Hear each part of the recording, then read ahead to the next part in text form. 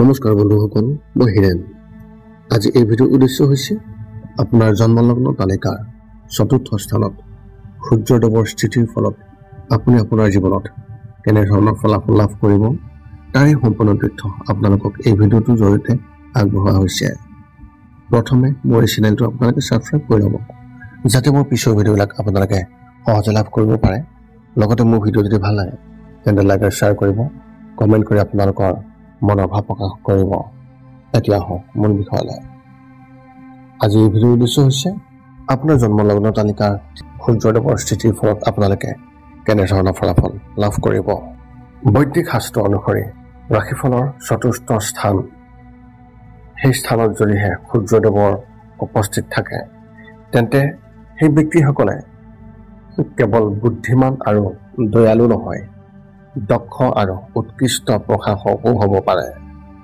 তেওঁলোকৰ হাতত বিভিন্ন আয়ৰ উৎস থাকে। সেয়েহে এই ব্যক্তিসকলে নিজৰ মৃত্যুৰ পিছত নিজৰ বংশধৰসকলৰ বাবে পৰ্যাপ্ত ধন সম্পত্তি আৰু এটা সুনাম ৰাখি থৈ যাব পাৰে। জ্যোতিষৰ মতে চতুৰ্থ স্থানক ভাই ভনীসকলৰ ঘৰ বুলি কোৱা হয়। ঘৰ আৰু পৰিয়ালৰ ভিতৰত থকা সুখৰ বাবে তাৎপৰ্যপূৰ্ণ বুলি গণ্য কৰা হয় আৰু এই ব্যক্তিসকলৰ মৌলিক প্ৰৱণতা আৰু প্ৰকৃতিক প্ৰতিফলিত কৰে। ই জীৱনৰ ক্ষেত্ৰসমূহ নিৰ্ণয় কৰাত সহায় কৰে, যিয়ে এজন ব্যক্তিক তেওঁলোকৰ সুখৰ সৈতে সংযোগ কৰে। এই ঘৰত ধন, ঘৰ, মাটি, পশুধন, স্থাৱৰ সম্পত্তি, বাহন আদিও অন্তৰ্ভুক্ত কৰা হৈছে।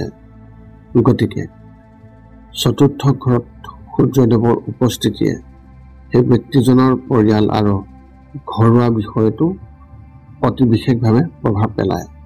এতিয়া আপোনালোকে জানিব পাৰিব যে এই চতুৰ্থ ঘৰত থকা সূৰ্যদেৱৰ স্থিতিৰ ফলত আপুনি কেনেধৰণৰ ফলাফল লাভ কৰিব তাৰে সম্পূৰ্ণ বৰ্ণন বিতংভাৱে উল্লেখ কৰা হৈছে। আপোনাৰ জন্মলগ্ন তালিকাৰ চতুৰ্থ স্থানত সম্পৰ্ক, পৰিয়ালৰ সম্পৰ্কত, সমাজত সন্মান আৰু প্ৰতিপত্তি আনৰ প্ৰতি কেনেধৰণৰ প্ৰভাৱ পেলায় আৰু ইয়াৰ ইতিবাচক আৰু নেতিবাচক দিশৰ বিষয়ে আপুনি জানি লওক। জ্যোতিষৰ পৰিসংখ্যা অনুসৰি জন্মলগ্ন তালিকাৰ চতুৰ্থ স্থান সূৰ্য গ্ৰহৰ উপস্থিতিৰ ফলত সেই ব্যক্তিসকল অতি মুকলি আৰু পৰিয়ালৰ প্ৰতি উৎসৰ্গিত। ঘৰুৱা কাম কাজৰ প্ৰতি তীব্ৰ আগ্ৰহ প্ৰকাশ কৰি পৰিয়ালৰ সকলো সদস্যৰ অতি ভালদৰে যত্ন লোৱা হয়। এই ব্যক্তিসকলেও নিজৰ পৰিয়ালৰ সুখ আৰু আনন্দৰ প্ৰতি যথেষ্ট গুৰুত্ব দিয়ে। সেয়েহে সেই ব্যক্তিসকলে সদায় চেষ্টা কৰে যাতে তেওঁলোকৰ পৰিয়ালৰ সদস্যসকলে কোনো ধৰণৰ সমস্যাৰ সন্মুখীন হ'ব নোৱাৰে। চতুৰ্থ স্থানত উপস্থিত থকা সূৰ্যদেৱৰ প্ৰভাৱৰ বাবে এই ব্যক্তিসকলে সদায় ডাঙৰ সপোন দেখাত বিশ্বাস কৰে আৰু তুচ্ছ বিষয়ৰ পৰা নিজকে আঁতৰাই ৰখাত অতি প্ৰৱণতা ৰাখিব পাৰে। তেওঁলোকে নিজৰ দৈনন্দিন কাম কাজৰ প্ৰতি শান্তিৰে চম্ভালিব পাৰে। তেওঁলোকে প্ৰথমে নিজৰ মৌলিক প্ৰয়োজনীয়তাক অগ্ৰাধিকাৰ দিয়ে, যাতে পিছত আনৰ সহায় কৰিব পাৰে। এনে ব্যক্তি বয়সৰ লগে লগে যথেষ্ট ভাল হৈ পৰে।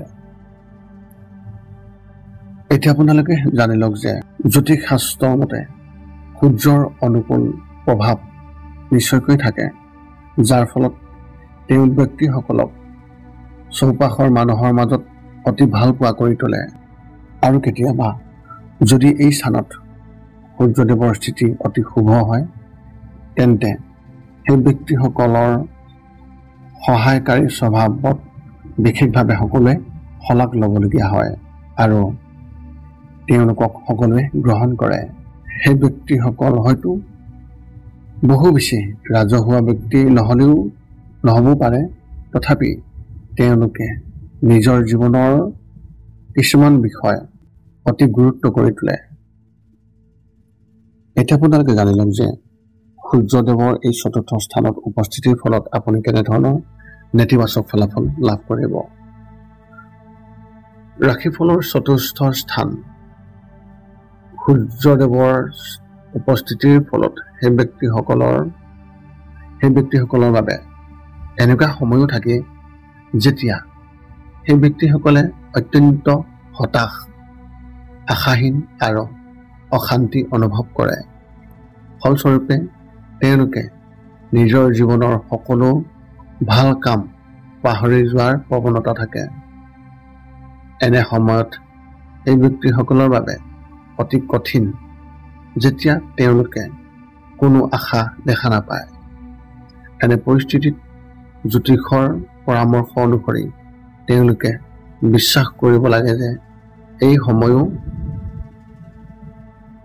যদিহে পাৰ হয় আৰু অতি সোনকালে তেওঁলোকে নিজৰ বিপদ আৰু দুখ কষ্টৰ পৰা সকাহ পাব পাৰে।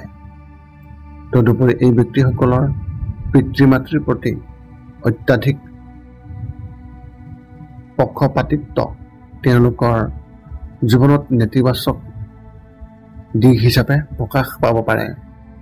ফলস্বৰূপে তেওঁলোকে পিতৃ মাতৃৰ দ্বাৰা অধিক প্ৰভাৱিত হোৱাৰ বাবে তেওঁলোকৰ জীৱনসংগীৰ সৈতে অনুপযুক্ত আচৰণ প্ৰদৰ্শন কৰিব পাৰে।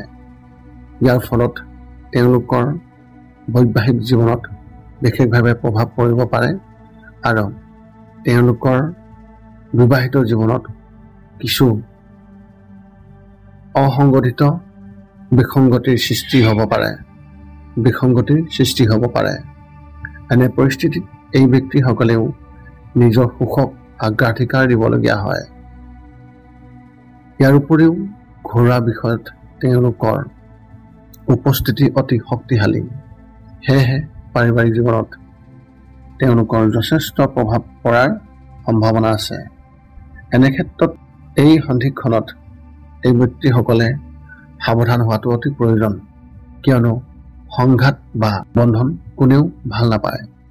যিসকল ব্যক্তিৰ জন্মলগ্ন তালিকাৰ চতুৰ্থ স্থানত সূৰ্যদেৱৰ স্থিতি থাকে, সেই ব্যক্তিসকলৰ মনত নিজকে শ্ৰেষ্ঠ বুলি গণ্য কৰাৰ এক বৈশিষ্ট্য সৃষ্টি হয়।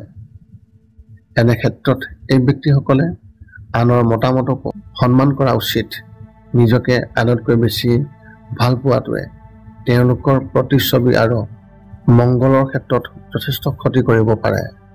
এতিয়া আপোনালোকে জানি লওক যে আপোনাৰ জন্মলগ্ন তালিকাৰ চতুৰ্থ স্থানত সূৰ্যদেৱৰ উপস্থিতিৰ ফলত আপুনি কেনেধৰণৰ প্ৰতিকাৰ অৱলম্বন কৰাটো অতি প্ৰয়োজন তাৰ এই তথ্য। জন্মলগ্নৰ চতুৰ্থ স্থানত সূৰ্যদেৱৰ উপস্থিতিয়ে কেতিয়াবা যথাযথ বা আইন প্ৰয়োগৰ নিয়ম উলংঘা কৰিব পাৰে।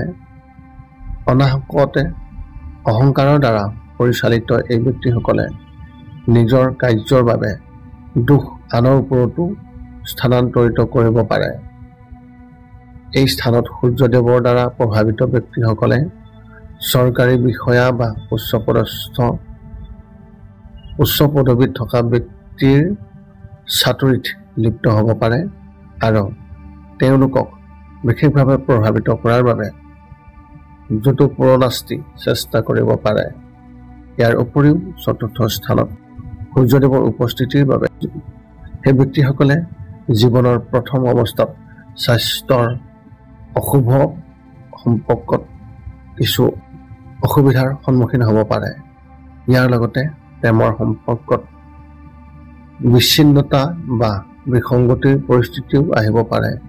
কিন্তু 22 বছৰ বয়সৰ পিছত তেওঁলোকৰ ঘৰুৱা আৰু চাকৰি সম্পৰ্কীয় সমস্যা সমাধান হ'বলৈ আৰম্ভ কৰে।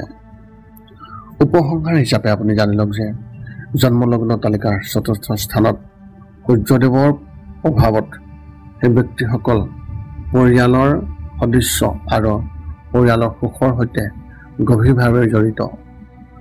ঘনিষ্ঠ আৰু আপোনজনৰ ভাল যত্ন লোৱাটো অতি প্ৰয়োজন কিন্তু তেওঁলোকে অত্যাধিক পক্ষপাতিত্ব আৰু আনৰ পৰা ওলোৱা যি মৰম সেই মৰম তেওঁলোকে প্ৰদৰ্শন পৰিহাৰ কৰিব লাগে য'ত তেওঁলোকৰ সহায়ৰ প্ৰকৃত প্ৰয়োজন হয় তাত তেওঁলোকৰ উপস্থিতি আৰু সহায় উপযুক্ত তদুপৰি বাহিক কাৰকবোৰক অপেক্ষা কৰাটো তেওঁলোকৰ জীৱনটো জীয়াই থকাৰ বাবে এক ভাল উপায় বুলি প্ৰমাণিত হ'ব পাৰে আৰু আপোনালোকে নিজৰ ভাৰসাম্য ৰক্ষা কৰি চলিবলৈ আপোনালোকে যিমান পাৰি চেষ্টা কৰক আপোনাৰ মনত এতিয়াও যদি জ্যোতিষ সম্বন্ধীয় কিবা প্ৰশ্ন আছে তেন্তে আপুনি আমাক এই ভিডিঅ'ৰ তলত কমেণ্ট কৰি আপোনাৰ প্ৰশ্ন অৱগত কৰক আৰু আমি আপোনালোকৰ প্ৰশ্নৰ উত্তৰ দিবলৈ আমি সকলো সময়তে সাজু আছোঁ